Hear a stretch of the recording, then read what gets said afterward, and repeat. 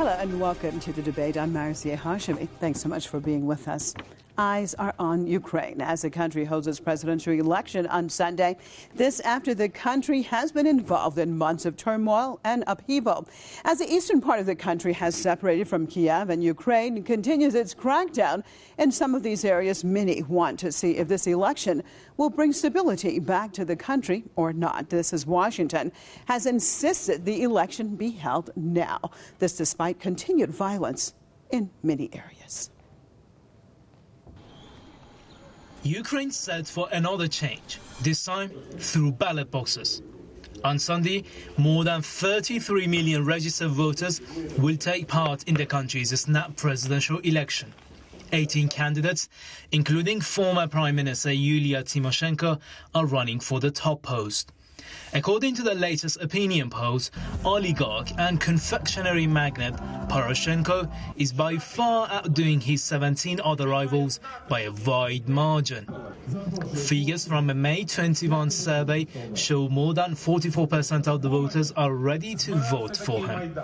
Observers believe he is set to win an outright majority in the first round. Other candidates are trailing behind the 49-year-old frontrunner. The second most favorable candidate is ex-Premier Tymoshenko, who is expected to have the support of only 8% of the voters.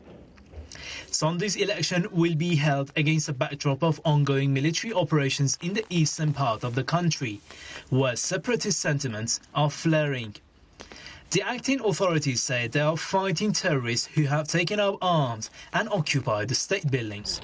Separatists, mainly Russian speakers, however, say they are fighting for independence after Kiev's interim officials violated their rights, including speaking Russian as an official language. Despite the army's operation, Kiev has failed to make headways in battles focused on two provinces of Donetsk and Luhansk. On May 11, the two regions held two separate referendums on independence from Ukraine, which saw an overwhelming popular support. In both regions, more than 90% of people backed independent Donetsk and Luhansk republics, although they remain unrecognized even by Russia. On the streets of Donetsk and Luhansk, the dominant voice is against the election that the people say will be held at the expense of their blood. My opinion is that these elections are bloody elections. Blood has been spilled and no one is being held accountable. How can we trust the current government? They are states that hides behind the backs of the people. And how can we trust them? Russia, Ukraine's biggest neighbor, has sent positive signals ahead of Sunday's vote. President Vladimir Putin says Moscow will respect the vote's results. He also urged Kiev's Western-backed authorities to hold off on the election at a time when armed operations against pro-Russian activists are taking lives in the east. Moscow blames Washington for instigating chaos in Ukraine by throwing its support behind the new Kiev government. The US has already imposed sanctions on Russia and threatened with more such measures if Kremlin moves in to derail Sunday's vote. Analysts are now reading double standards between the lines. They say Washington condemns Syria for planning to hold presidential polls, saying the country is in a state of war. However, it's been supporting Ukraine's election when the country is embroiled in an armed conflict that is spilling the blood of its own people. I'd like to welcome my guest to the program, historian and journalist out of Washington, Mr. Webster Tarpley.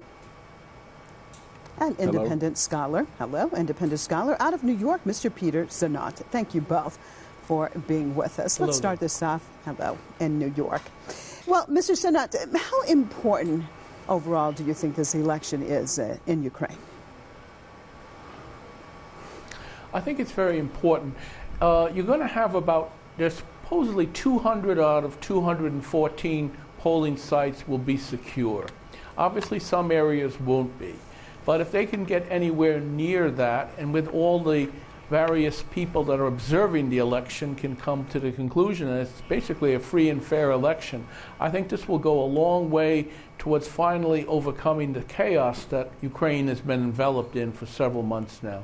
What do you think, Mr. Tarpley? Can this election bring stability and peace back to Ukraine? I doubt it very much for a number of reasons. First of all, on the level of the formalities of this election. The election is being conducted in an atmosphere of fascist and neo-Nazi terror, which is unleashed by the clique, this illegal putsch government, which has arrogated power to itself in Kiev and now puts itself up as the competent authority to organize these elections. And remember, these are the fascists of the Svoboda Party and the outright hooligan Nazis of the right sector who have been legalized and legitimized as the so-called National Guard of the country. And what have they done? First of all, we had a legally elected president, dubious character, but there he was. He was about as legitimate as any president in the world, and that was Yanukovych. He was forced out of the country. He was driven to flee for his life from the country on February 21st, 22nd. He was then impeached by the Rada, but it wasn't the legal Rada, the parliament, it was the rump Rada, from which a lot of members of the Party of the Regions and indeed the Communist Party had been driven out. So they didn't really reach the quorum, the number of votes necessary to eject Yanukovych from the presidency. In the meantime, there are several hundred members of the Rada who have simply been terrorized into not showing up. The few that have showed up and tried to oppose the self-styled government, that is to say the Turchinov and Yatsenyuk regime, a lot of the members of the Rada have been beaten up. We've also had presidential candidates in this election who have been beaten up and forced to withdraw their candidacy. And if you were watching the Ukrainian TV, which you can see here every evening at 11:30, you can see the first Ukrainian television, you could see that in the parliament, in the Rada, you had the head of the Communist Party complaining that there was a fascist regime in the country, and Turchinov behind him simply said, "You shut up, you sit down, and we're going to declare your party illegal." And then, of course, in addition to that, 50 to more than 100 people killed in Odessa. And this is not simply a fire. These were fascist gangs apparently paid for by the oligarch Kolomoisky, who were going through this building and shooting people, and this constant attack, sometimes by the Ukrainian army, but generally by this National Guard right sector. In other words, fascist let me get Mr. Senat attacking in the east. I can't see how this could be an election. Okay, Mr. Senat, your perspective. I mean, listening to Mr. Tarpley speak right now, it sounds very bleak and not likely that we are going to be looking at anything democratic coming to power in Ukraine. Your take, sir? I think we will see a pretty good election. Most of Ukraine is not faced with this sort of Moscow-inspired insurgency and Moscow-supplied insurgency. What you have are a lot of candidates, and you've had a process of perhaps a good 6 weeks of real, in the press and such, a sense of who these candidates are. And when you look at somebody like Petroshenko, who is probably the leading candidate, he's someone that served in many different states of Ukraine. He's had a lot of positions. He's not just a wealthy, self-made billionaire. He's someone who has worked in different roles within the state, and he's someone who's also worked in Russia and had built factories there as well as Ukraine. So if anyone can be the man to unite, he has a good chance.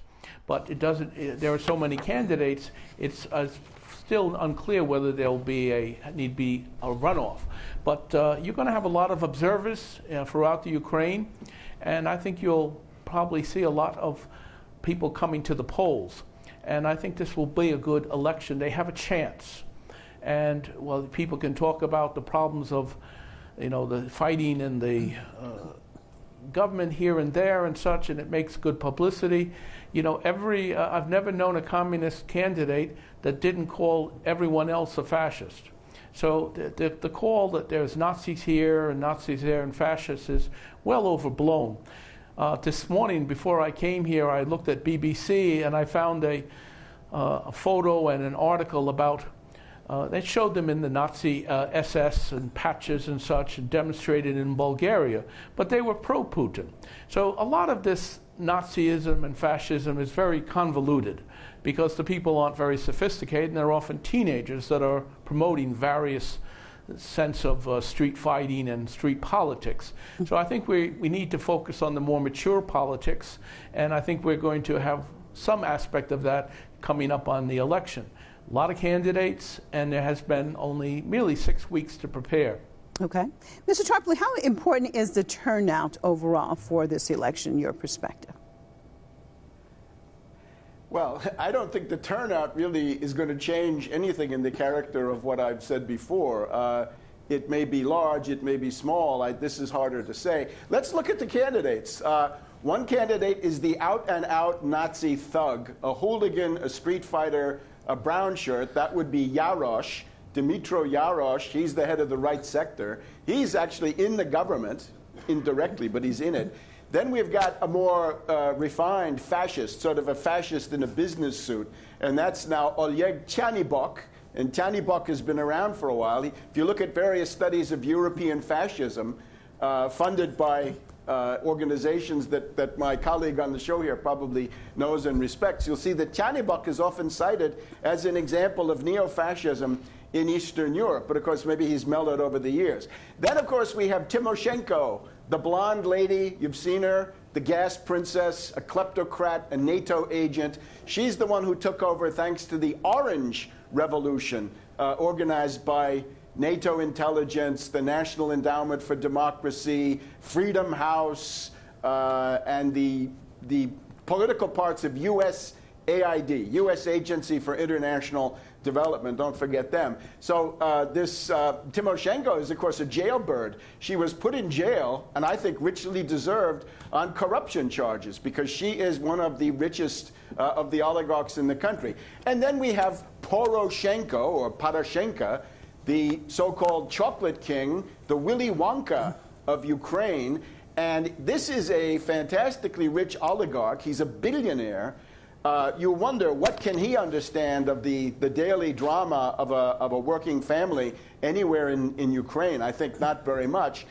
He seems to be acceptable to Victoria Nuland and the State Department and the CIA. Maybe we'll be hearing a telephone conversation from Victoria Nuland soon where that foul-mouthed lady will express her preferences, who she wants. It looks like Poroshenko. Now, this is a guy who tried to ride the tiger of fascism. It was well known that Poroshenko was the sponsor of Maidan and the Euromaidan. In other words, this hooligan encampment in the middle of Kiev, and he actually paid stipends. If you wanted to come out, if you were a right sector thug hooligan with a Molotov cocktail that you were willing to throw at the police, Poroshenko would give you $25 a day minimum and maybe $50 a day if you were really, really violent. So that's the guy. He's going to ride that kind of a background. The Poroshenko campaign was hooligans with Molotov bottles burning policemen alive and killing them, too, taking them into a back alley and killing them. That's going to be the new president of Ukraine. And, of course, he's going to be a puppet of the International Monetary Fund, the European Central Bank, and of course, the U.S. and the European Commission. And he is going to try then to impose an absolutely brutal and I would say genocidal austerity that includes things like doubling the price of gas, methane, what they use for cooking and heating, giving away the Black Earth farm region, giving away the coal and steel capacity of Kryvyi Rog and the Donetsk Donbass, giving away the gas distribution system, which was built under the Soviet Union, simply giving those things to Western companies as part of the IMF conditionalities, and absolutely destroying the social safety net. So that basically guarantees there will be no stability in Ukraine. Okay, no well, definitely interesting lineup when we listen to you, Mr. Tarpley. But let's cross over to our Facebook page and take a look at what some of our viewers have to say. The election in Ukraine is a waste of time. Ukraine will never be one country again. President Putin should stop interfering in issues that have to do with Ukraine. A very one-sided statement, especially when the US was up to its eyeballs in interfering in Ukrainian affairs. The go-ahead for the coup, the covert support for pro-fascist ultra-nationalists, and let's not forget the role of Senator John McCain and Victoria Nuland. Well, what about that, Mr. Sinat? Of course, Mr. Tarpley has been speaking about that, and also, since our Facebook viewers have mentioned it, what about the United States' role in all of this? We see actually forcing out the previous government, which was a democratically elected government, and now at this point in time... It was a democratically elected government. What is a democratically elected government? Is it not one that the people go and vote for? It was a democratically elected government. Go ahead, sir.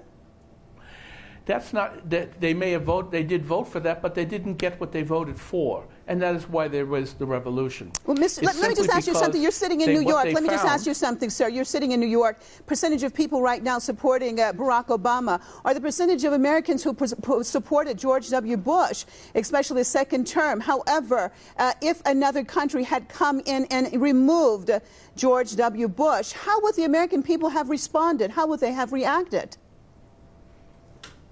I would suggest that Mr. Webster Tarpley would have been among the leaders.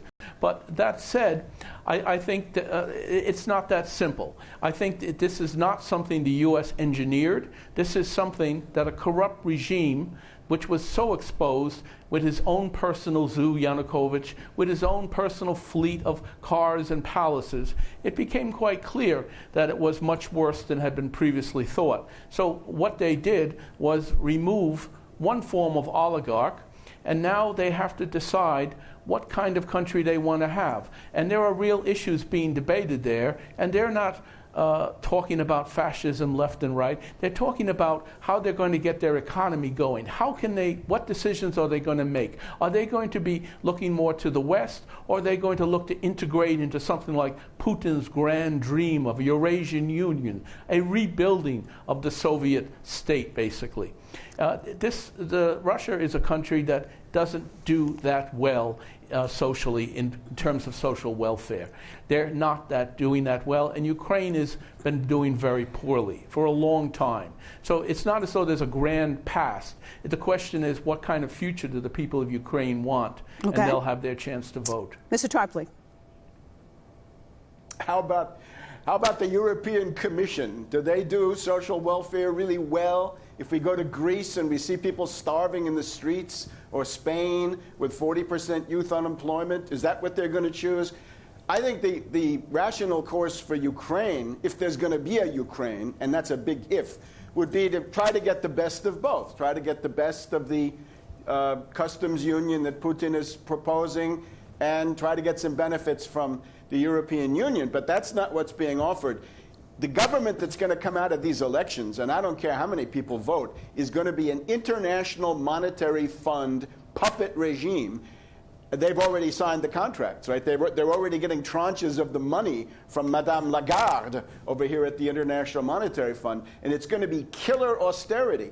Fascism comes in many forms. There's the old-fashioned fascism we see with Chani Bok and Yarosh, right? The sort of brown shirt, black shirt, street hooligan stuff. But then there's the International Monetary Fund version, which is that you carry out genocide through austerity so severe that people begin to die. Now, the only way out of this in the short run would be two things. Neutralization, right? Finlandization. There is a law, I think still on the books, or anyway, there was a law passed by this Rada in 2010 that Ukraine would be a neutral country. Neutral in the sense that Switzerland is neutral. Or, if we go back to the Cold War, Finland or Sweden or Austria. Those were neutral countries. They did okay. The Finlandization of Ukraine would essentially say Russia has reasonable demands. Russia has been invaded from the West so many times. They have a good reason. It's fair to say you don't want a hostile NATO country on your border with a bunch of fascists dominating the political scene. The other question is Russia needs access to the oceans, ice-free harbors.